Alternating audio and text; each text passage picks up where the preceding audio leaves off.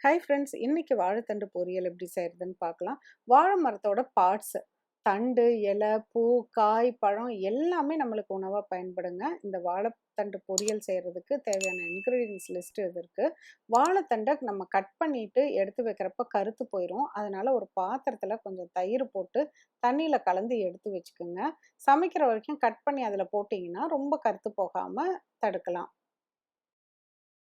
இந்த தண்டு கட் பண்ணுறப்ப நம்ம வெளிப்பகுதி பார்த்தீங்கன்னா, ஒரு 2, 3 லேயர் வந்து நம்ம ரிமூவ் பண்ணுற மாதிரி இருக்கும். இப்படி கழண்டு வந்துரும். அதெல்லாம் முத்துன அந்த தண்டு பகுதி. ஸோ, இந்த இத வந்து நம்ம அப்படியே கத்தியால இப்படி கீறிட்டு, அப்படி ரிமூவ் பண்ணோம்னா, சுத்தியும் அப்படியே கழட்டுனோம்னா கழண்டு வந்துரும். இப்போ புதுசா செய்யறவங்களுக்கு, புதுசா அந்த தண்டு வாங்கி சமைக்கிறவங்களுக்கு, இத பார்த்தீங்கன்னா உங்களுக்கு ஈஸியா புரியும்.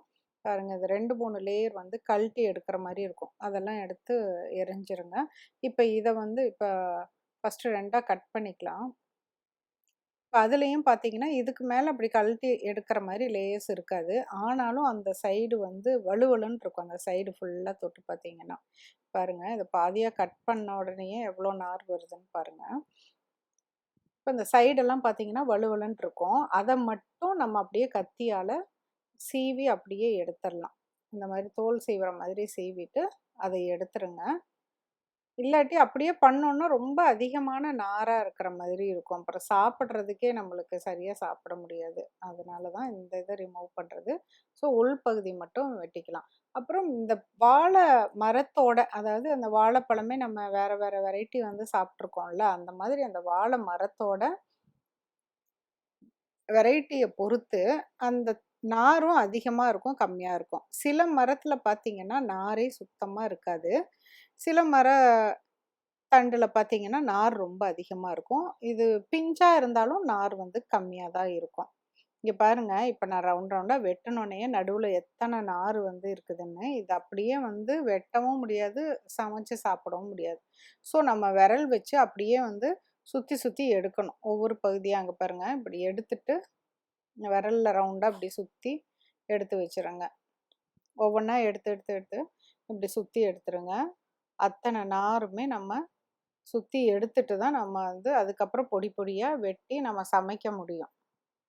இந்த தேன் வாழை, அந்த மாதிரி தேன் வாழை வெரைட்டி எல்லாம் பார்த்தீங்கன்னா, சுத்தமாவே நாரே இருக்காது.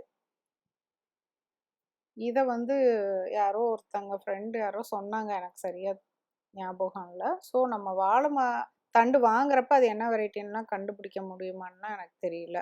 பாருங்க, இவ்வளோ நார் வந்திருக்கு. இது எல்லாத்தையும் எடுத்துட்டு, அதுக்கப்புறம் நான் வந்து இந்த தயிர் கலக்கி தண்ணி வச்சிருந்தேன்ல, அந்த தண்ணியில போட்டீங்கன்னா கருத்து போகாது. இல்லாட்டி பாருங்க, இந்த புளி புளியா ஆகுதுல்ல, அத விட பயங்கரமா நல்லா கருத்து கருகருன்னு ஆன மாரி ஆயிரும். அதுக்காக தான். இப்ப எல்லாத்தையும் வெட்டியாச்சு. அதுக்கப்புறமேல நம்ம சின்ன சின்ன துண்டா சீவிக்கலாம். நார்மலா வந்து கேரட்லாம் கட் பண்ணுவோம்ல, அது மாதிரி ஒவ்வொன்னா எடுத்து கட் பண்ணாதீங்க. ரொம்ப லேட் ஆகும். ஒரு 4, 5 ரவுண்டு பீஸ் இருக்குல்ல, 4, 5 பீஸ் வச்சு இது மாதிரி வெட்டிக்கோங்க. அப்பதான் வந்து ஈஸியா இருக்கும். இதுக்கு அப்புறம் பழகிட்டோம்னா, நம்ம வந்து டக்கு டக்குன்னு செஞ்சிரலாம்.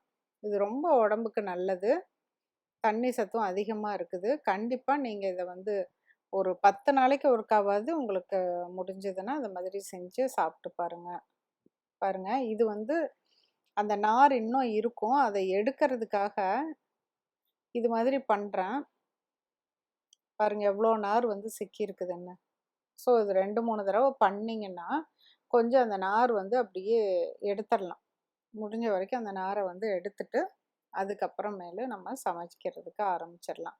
ஒரு பேன்ல ஒரு 2 டீஸ்பூன் எண்ணெய் விட்டு, கடுகு, கடலைப்பருப்பு, உளுந்து இது 3யும் போட்டு நல்லா பொரிய விடுங்க.